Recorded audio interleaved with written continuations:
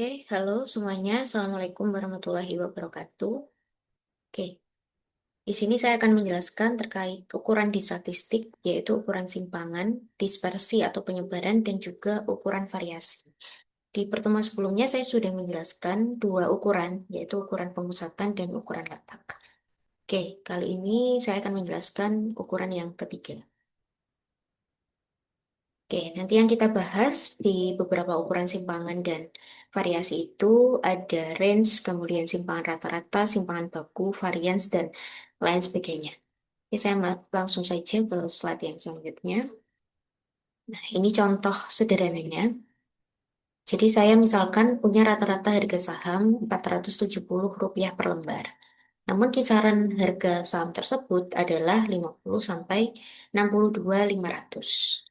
Oke, bandingkan dengan kasus yang kedua. Kasus yang kedua, kita punya harga saham rata-ratanya 470 juga.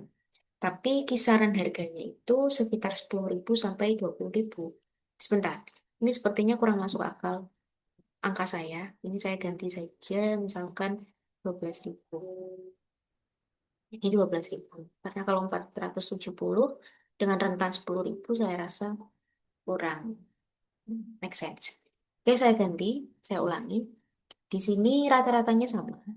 Sama-sama 12.000 rupiah per lembar, misalkan.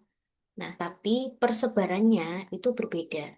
Yang satu di antara 50 sampai 62.500, sedangkan yang satu 10.000 sampai 20.000. Itu. Jadi dari contoh ini sebenarnya saya ingin menjelaskan bahwa kita punya data yang rata-ratanya sama, tapi belum tentu persebarannya itu juga sama. Begitu. Oke, jadi di sini persebarannya yang satu di antara 50 sampai 62.500, sedangkan yang satunya dari 10.000 sampai 20.000. Oke, contoh lain, misalkan rata-rata bunga bank 11,43% per tahun, namun kisaran bunganya adalah 7,5 sampai 12,75. Kemudian yang berikutnya, rata-rata tingkat inflasi sebesar 22%, kemudian kisarannya 2 sampai 95. Jadi rentan-rentan ini yang nantinya menggambarkan persebaran data kita, variasi atau ragam dari data kita. Jadi saya jelaskan kembali. Oke, ini contohnya gambaran variasi data. Nanti variasi data itu bisa beragam. Apakah data kita cenderung sama? Sama nanti istilah lainnya adalah homogen. Jadi cenderung similar atau sama. Sedangkan heterogen itu adalah berbeda. Gitu. Misalkan di data homogen itu saya punya 5 nilai mahasiswa masing-masing 50. Nah, di sini saya rasa jelas rata-ratanya pasti 50 juga. Kalau kita hitung rata-rata itu kan kemarin adalah jumlah semua datanya. Saya langsung saja 50-nya ada 5 kali. Kemudian kita bagi dengan banyak datanya. Banyak datanya ada 5. Oke, ini ada 250 dibagi 5, 50 juga. Ini data homogen. Kemudian kalau relatif homogen, di sini di sini cenderung berbeda, tapi tidak jauh berbeda. Ini kalau saya jumlahkan 90, 120, 180, 250 juga. Jadi rata-ratanya sama, 250 bagi 5 adalah 50. Nah, ini yang heterogen. Kenapa cenderung heterogen? Karena kita lihat saja rentan data terkecil ke terbesar itu sangat besar daripada data pertama dan data kedua. Kemudian ini juga cenderung berbeda-beda. Yang satunya relatif kecil, kemudian ada yang relatif besar, dan lain sebagainya. Ini kalau kita hitung 100, 140, 220, 240, 250. Sama juga, rata-ratanya 250 per 5, 50 juga. Gitu. Jadi ini contoh lain, kita punya data yang rata-ratanya sama, ukuran pemusatannya sama, namun ukuran persebarannya bisa berbeda. Gitu. Oke, ini contohnya. Nah, rata-rata sama itu, misalkan saya ambil data normal di sini. Jadi data normal kemarin saya jelaskan sedikit, dia akan membentuk suatu Bell distribution atau distribusi yang berbentuk lonceng. Oke, ini rata-ratanya sama. Kalau kemarin suatu data normal itu rata-rata atau mean, median, dan modusnya ada di pusat grafiknya. Jadi ini punya rata-rata yaitu 4,6. Nah, cuman di sini dari dua grafik ini persebarannya berbeda. Oke, ada yang cenderung cekung, ada yang cenderung lebih cembung di situ. Di sini mengartikan persebarannya itu beda, nanti saya tunjukkan. Oke, ini ilustrasi secara grafik. Kemudian untuk kasus yang kedua, di sini rata-ratanya berbeda, tapi persebarannya juga berbeda. Kalau ini saya rasa jelas untuk kasus kedua, rata-rata berbeda karena yang satunya kira-kira di sini, sedangkan yang satunya bisa jadi di sini. Itu rata-ratanya. Persebarannya ya jelas berbeda karena dari bentuk eh, distribusi grafiknya juga sangat berbeda. Oke, ini kasus yang berikutnya. Rata-ratanya berbeda, tapi persebarannya sama. Nah, jadi bisa kita artikan persebaran data itu bisa dilihat dari bentuk grafik distribusinya. Gitu. Jadi ini bentuk grafiknya relatif sama, cuman rata-ratanya beda. Yang satu sekitar 4, yang satu sekitar 5. Gitu. Oke, ini gambaran hubungan beberapa ukuran pemusatan yang sudah saya jelaskan. Oke, kita masuk ke ukuran persebaran, penyebaran data. Ukuran penyebaran adalah ukuran yang menunjukkan seberapa jauh data itu menyebar dari rata-rata. Kalau ukuran pemusatan berkaitan dengan pusat data, ukuran letak itu adalah data itu letaknya di mana, sedangkan persebaran itu adalah seberapa jauh data itu menyebar, saya garis bawahi, dari rata-rata. Kemudian ukuran penyebaran nanti yang akan kita bahas tadi yang sudah saya sebutkan sebenarnya ada range, simpangan, ragam, dan lain sebagainya. Kemudian ukuran penyebaran itu diambil dari berbagai macam ukuran statistik untuk mengetahui luas atau variasi atau homogenitas data atau stabilitas data. Homogenitas ya kata lainnya adalah variasi data. Apakah dia heterogen atau homogen atau yang lain. Kemudian nah dari sini kita bisa menemukan apakah data kita cenderung homogen, heterogen, atau yang relatif homogen. Itu atau tidak bervariasi. Oke, saya rasa ini juga sudah kita singgung tadi. Oke, kita masuk ke ukuran pertama, rentan. Oke, nanti kalau saya tanya beberapa istilah, rentan, jangkauan, range itu sama semuanya. Ini hanya istilah saja. Range itu adalah ukuran penyebaran yang paling sederhana. Kenapa paling sederhana? Ya dari rumusnya pun hanya mengkalkulasi selisih antara data terbesar dan data terkecil. Jadi di sini coba saya bacakan dulu. Merupakan salah satu ukuran statistik yang menunjukkan penyebaran data yang terendah sampai yang tertinggi. Ukuran ini paling sederhana. Kalau datanya tunggal, hanya terbesar sampai terkecil itu kita selisihkan. Tapi kalau data kelompok saya ingatkan yang ada rentannya, jadi bentuknya adalah distribusi frekuensi. Nah, kalian bisa mengurangi batas atas kelas akhir dikurangi batas atas kelas pertama. Atau nilai tengah kelas akhir dikurangi nilai tengah kelas pertama. Oke, nanti saya tunjukkan contohnya. Oke, mungkin saya contohkan dulu. Kita cari rentannya. Kalau saya punya data tunggal dulu, saya beri contoh. Saya punya 2, 5, 7, 2, 10, 14, 13, 5. Ketika kita membuat distribusi frekuensi, saya rasa saya juga sudah menjelaskan tentang range. Range itu adalah data maksimum dikurangi dengan data minimum. Maksimumnya di sini adalah 14, minimumnya adalah 2. Sehingga range dari data tunggal saya adalah 12. Oke. Cuman hati-hati untuk data kelompok. Saya menggunakan data di tabel ini. Data kelompok tadi rumusnya adalah titik tengah atau nilai tengah kelas terakhir dikurangi nilai tengah kelas pertama. Oke, kalau saya menggunakan nilai tengah, kalian harus tentukan dulu nilai tengah dari setiap kelasnya. Ini misalkan titik tengah. Saya pakai X bar. Jangan X bar. X bar itu rata-rata ya. Nilai tengah. Oke. Untuk mencari nilai tengah sudah saya jelaskan.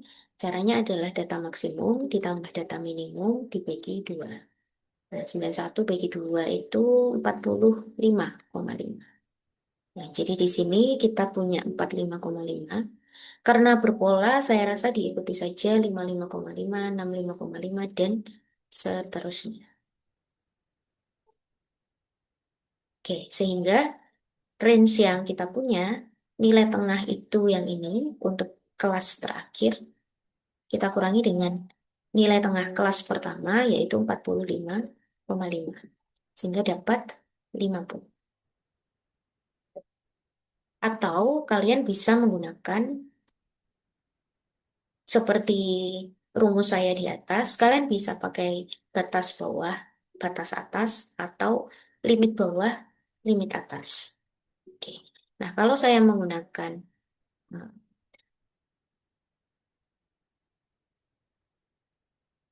limit bawahnya, limit bawah saja, atau limit atas kelas terakhir, kelas akhir, gitu ya. Kemudian limit bawah kelas pertama. Kalian bisa mengurangi 100 dikurangi dengan 50. Sama-sama limit atas. Atau 91 dikurangi dengan 41. Gitu. Saya rasa sama hasilnya, yaitu 50. Atau bisa juga tadi 91 kurangi 41. 50. Tuh. Jadi terserah kalian menggunakan yang mana. Oke, saya rasa sudah ya untuk range. Kemudian saya ke rentan antar kuartil. Namanya juga rentan. Rentan itu maksimum dikurangi minimum secara umum. Tapi karena di sini antar kuartil, nah berarti kuartil yang atas kita kurangi dengan kuartil yang bawah. Saya sudah menjelaskan terkait kuartil. Kuartil itu merupakan ukuran letak. Nah, ini adalah kuartil atas atau Q3, sedangkan Q1 itu adalah kuartil bawah. Oke, sehingga range antar kuartil itu adalah Q3 dikurangi Q1. Saya tidak menjelaskan lagi untuk rumus yang ini karena sudah saya jelaskan di ukuran letak data. Oke, kemudian untuk kelebihannya, dalam waktu singkat kita bisa memperoleh gambaran umum mengenai luas penyebaran data. Tapi kekurangannya, range itu akan sangat tergantung kepada nilai ekstrim. Range sebagai ukuran penyebaran tidak memperhatikan distribusi yang terdapat di range itu sendiri. Nah, maksudnya begini.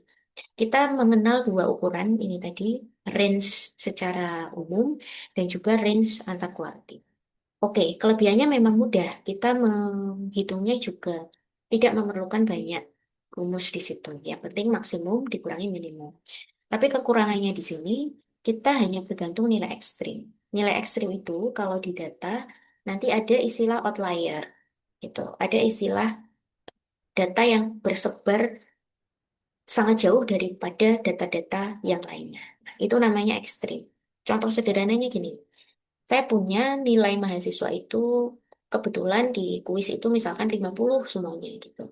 Tapi ada data ekstrim satu di mana satu mahasiswa dapat 100 atau satu mahasiswa dapat nilai 0 gitu. Nah, itu contoh data ekstrim.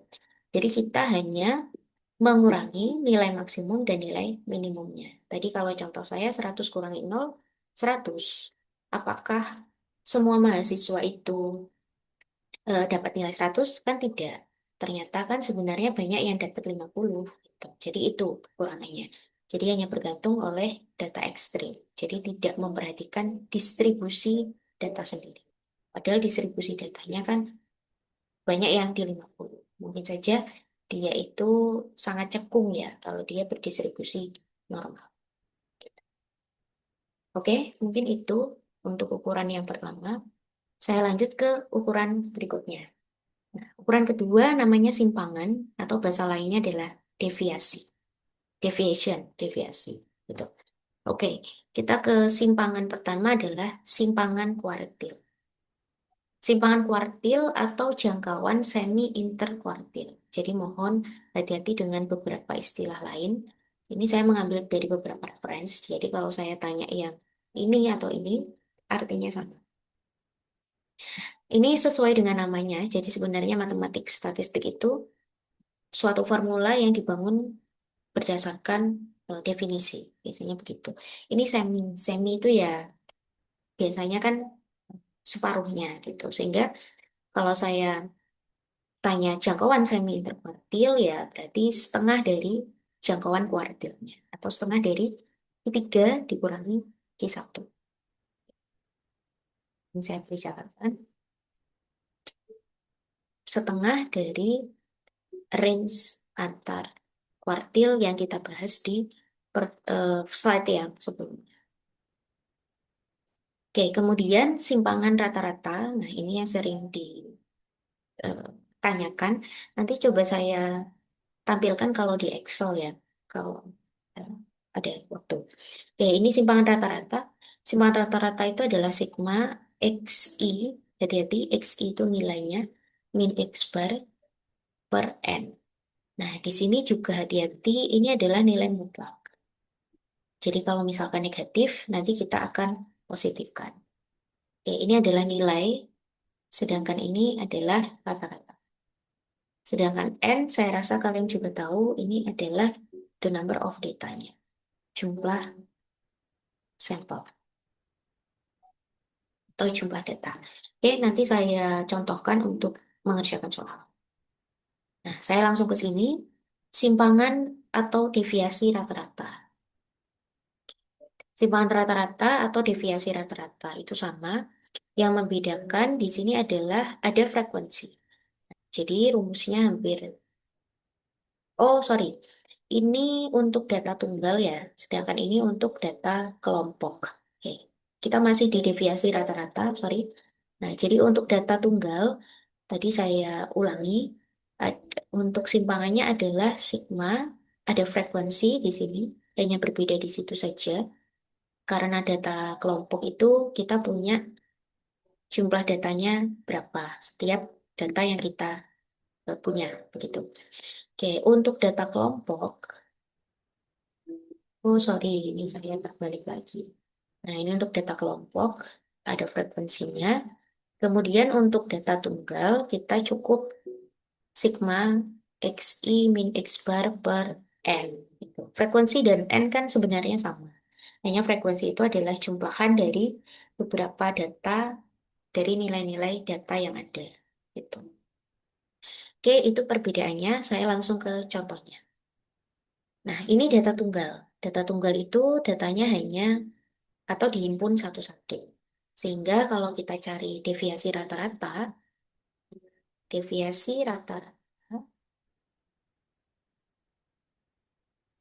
kita menggunakan rumus sigma xi min x bar per n.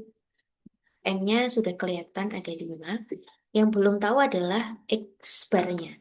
X bar itu adalah rata-rata, kita jumlahkan semua datanya. Oh, saya letakkan di bawah saja. Dibagi dengan 5. 18, 18 ya. 26, 35. 35 dikurangi, bagi 5, 7.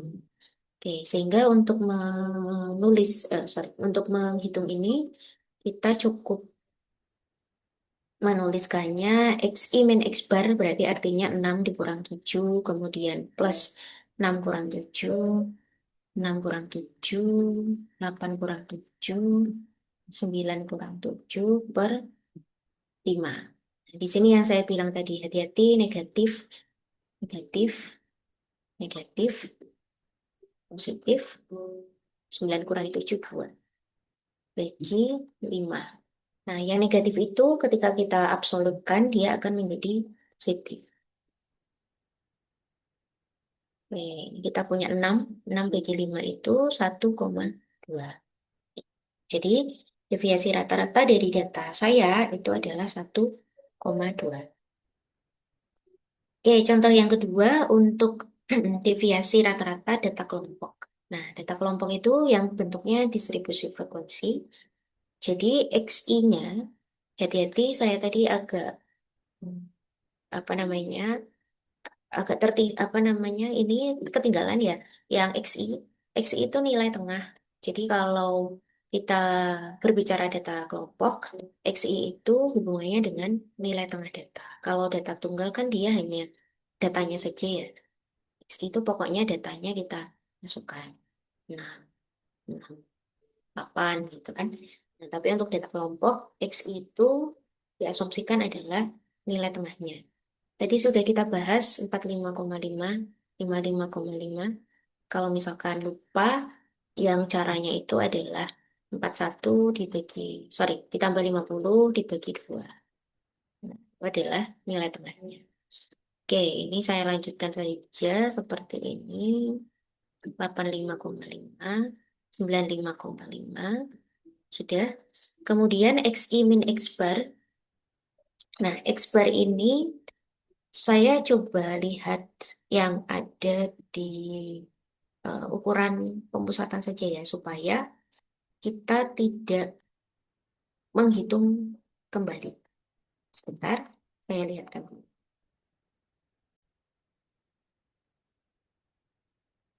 Oke, dari ukuran pemusatan kemarin kita sudah menemukan X barnya itu sekitar 69,83. Nanti coba dilihat kembali untuk PPT ukuran pemusatan.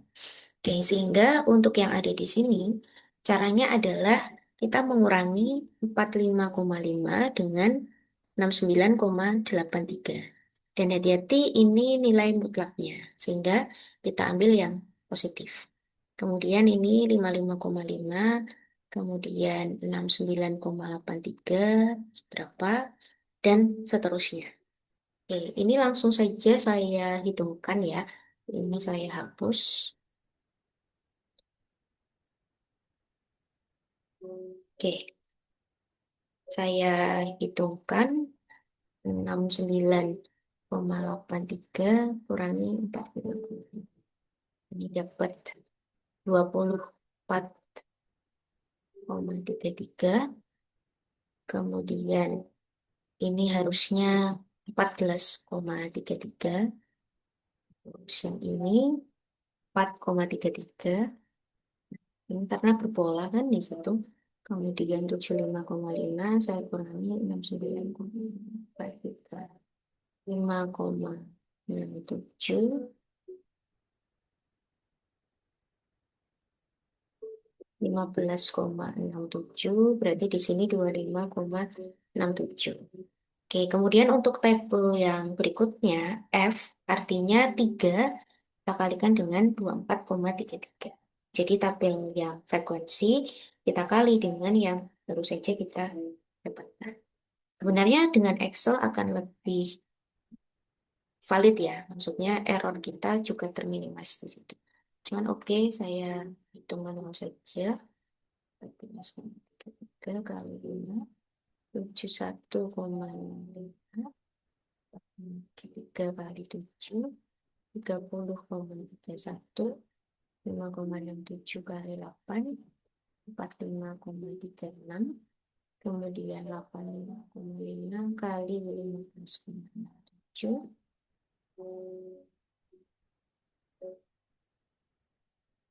Bentar, berapa tadi? 5 dikali 15,67.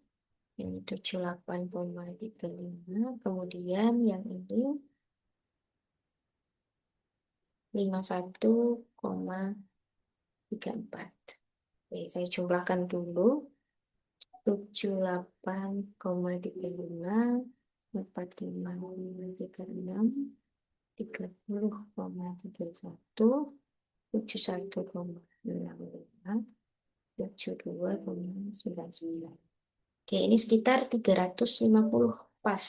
Oke, sehingga untuk Deviasi rata-ratanya, tadi rumusnya adalah sigma F XI min X bar per sigma F ini menjadi sigma fxi itu adalah jumlahan ini 350, sedangkan sigma f itu adalah jumlahan frekuensinya 30. Sehingga kita punya 11, berapa itu? 6. 11,67 gitu. Itu untuk deviasi rata-rata. Oke, ini saya ingatkan hati-hati ini nilai mutlak. Jadi kalau negatif kita positifkan. Ini tadi langsung saya buat positif. Jadi yang besar dikurangi yang kecil. Oke, saya rasa sudah untuk ini. Kita ke simpangan baku atau standar deviasi. Oke. Nah, jadi kalau di reference asing mungkin standard deviation gitu. Karena standar itu kan baku ya, deviasi itu simpangan. Jadi kalau ada deviasi itu sebenarnya adalah simpangan. Oke.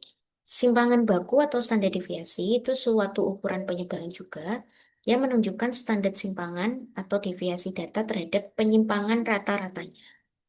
Simpangan baku pada populasi ini sigma. Saya pernah singgung, ini namanya parameter. Kalau di sampel adalah S. Nah, ini namanya adalah, kalau di populasi itu parameter, kalau di sampel itu namanya, apa kemarin itu, statistik gitu. Jadi populasi itu ukuran yang, sorry, parameter itu adalah ukuran yang ada di populasi, sedangkan statistik adalah ukuran yang ada di sampel. Oke, untuk populasi dan sampel agak berbeda. Di sini yang membedakan adalah per N, ini N-1. Jadi, kalau kalian membuat observasi, kalian cenderung mencari ukuran sampelnya. Gitu. Jadi, ini akan sering dipakai daripada untuk yang populasi. Oke. Untuk rumusnya hampir sama, jadi sebenarnya kalian kalau menghafal pun tidak banyak. Sigma XI min X bar kuadrat tidak mutlak di sini N min 1 akar. Oke. Ini untuk data tunggal. Kalau untuk data kelompok, yang membedakan hanya F-nya saja. Seperti simpangan rata-rata tadi. Oke. Saya lanjut dulu. Saya ke ragam sekalian. Jadi varians atau ragam itu merupakan kuadrat dari standar deviasi. Jadi kalau standar deviasi atau sampel, saya lebih ke sampel.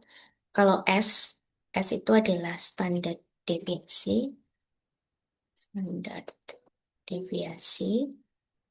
Rumusnya adalah ada akarnya, sigma, XI min X bar kuadrat per N min 1. Atau kalau data kelompok, kita punya sigma F I X I min X bar per N min 1. Tapi kalau varians, ini adalah varians atau ragam, itu dikuadratkan. Notasinya saja juga S yang dikuadratkan. Jadi kalau saya punya akar 2 dikuadratkan, kita punya 2. Sehingga kalau standar deviasi itu saya kuadratkan, akar itu akan hilang. Nah, sehingga rumus dari ragam itu cukup sigma Fi Xi min X bar kuadrat per N min 1. Jadi tanpa ada akarnya. Jadi sebenarnya kalian menghitung salah satu, kalian akan mendapatkan dua ukurannya. Oke, itu saya rasa selesai untuk rumusnya. Nah, tinggal kita contohkan. Nah, ini untuk standar deviasi dan varians.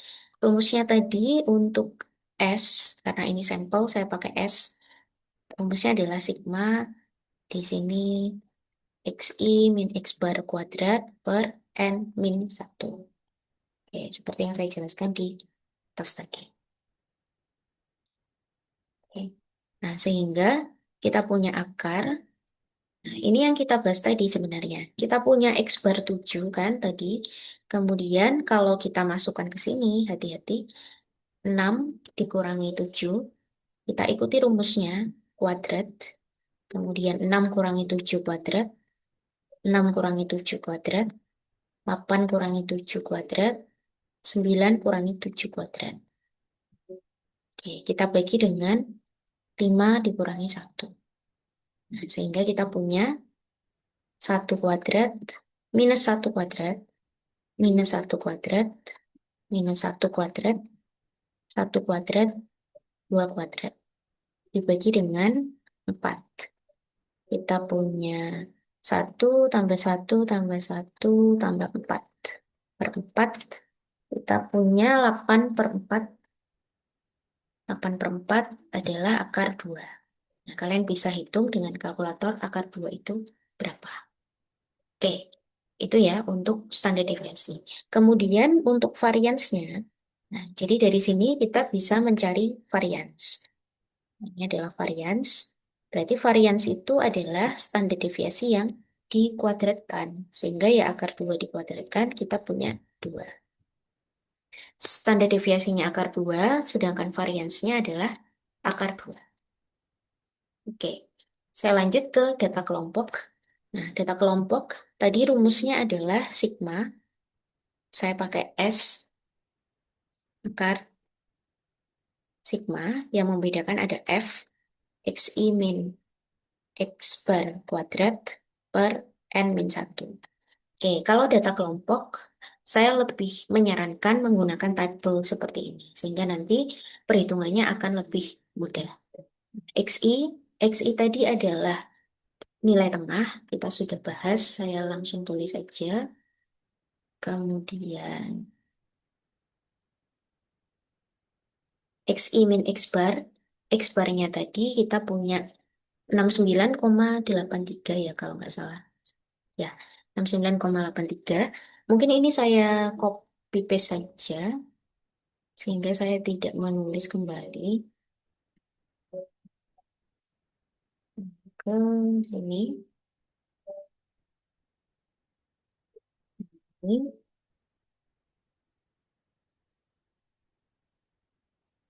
oke, XI min X bar. Kalau tadi kita membutuhkan mutlaknya, tapi kalau di sini kita membutuhkan kuadratnya. XI min X bar, saya ulangi, X barnya itu adalah 69,83.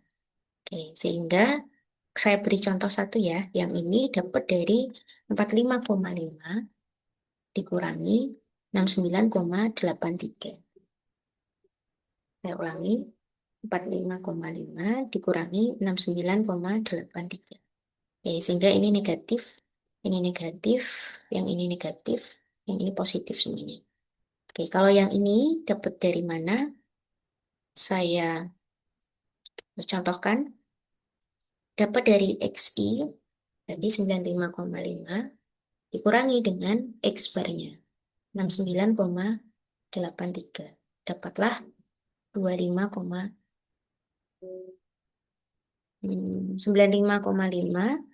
dikurangi 69,83. Betul ya? Kita dapat, hmm, sebentar, apakah ada yang salah? Oh ya, betul, betul. 25,67. Oke, coba saya hitung ya. 95,5 dikurangi 25,67. Sorry, dikurangi 69,83. Ya, betul. 25,67.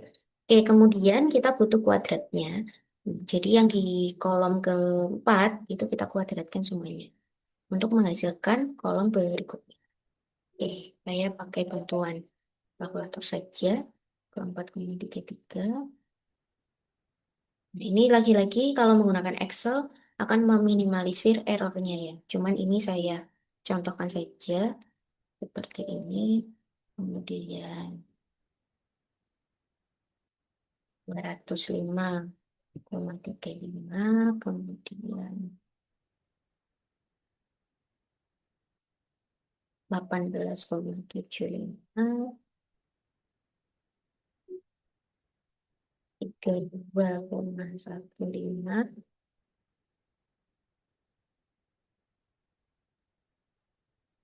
245,55, kemudian 68,95. Oke, kemudian kita berlanjut ke tabel kolom berikutnya, F dikali XI min X bar. Jadi artinya kolom F ini kita kalikan dengan 591,95. Kemudian berikutnya juga sama, 5 dikali 205,35. Oke, saya hitungkan dulu.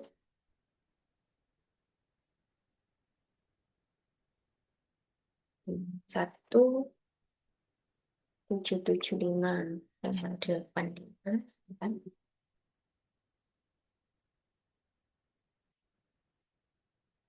Oh, hasil saya nggak sampai situ ya. Saya kecilkan dulu saja.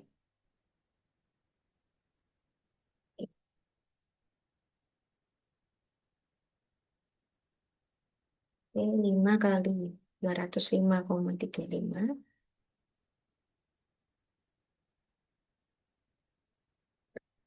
10, 26,75, kemudian 18,75 dikali 7, kemudian 78 dikali 32,15, 257,2, 5 dikali 245,55, 1227,75, kemudian terakhir 2 dikali 658,95, 1317,9. Oke, ini kita jumlahkan karena kita membutuhkan sigma di sini.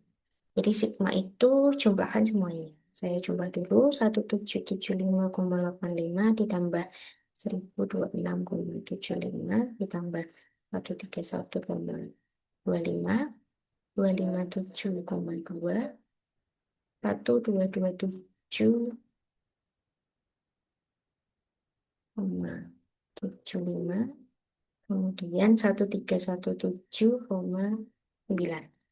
Ini 5736,7. Oke, sehingga untuk standar deviasinya kita punya akar 5736,7 dibagi dengan N, hati-hati jumlah datanya adalah 30 kurangi 1. Oke, sehingga akar 5736,7 dibagi dengan 29.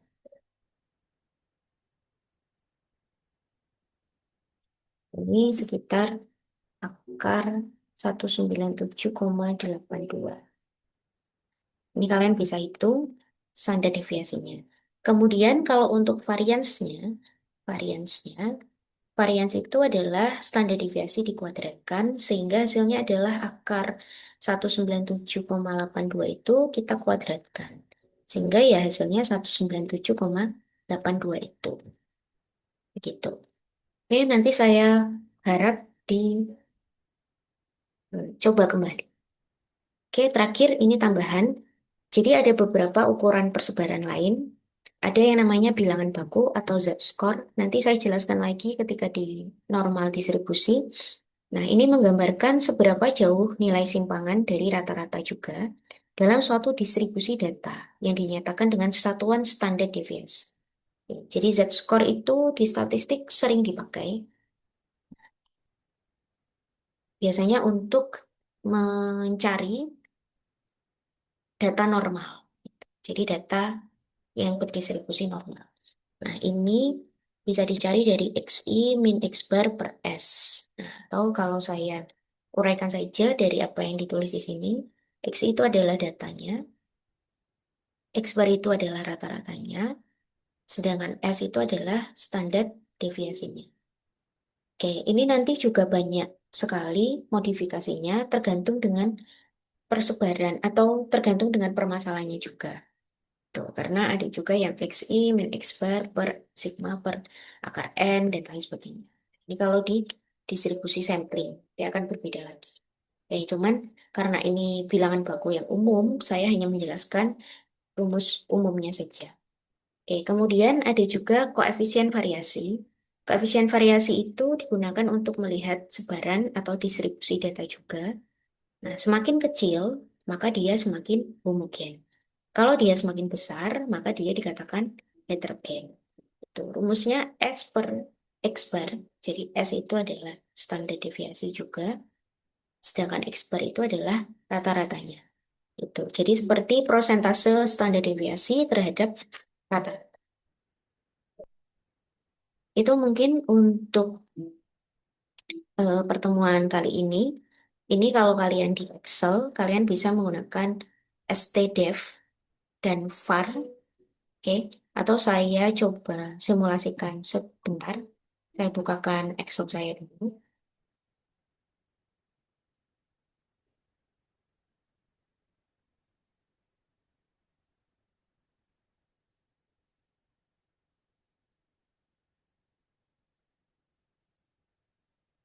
Oke, coba saya share screen.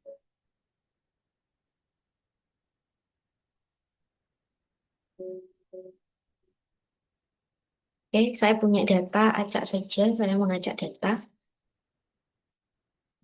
Kemarin saya sudah membahas ukuran-ukuran yang lain ya.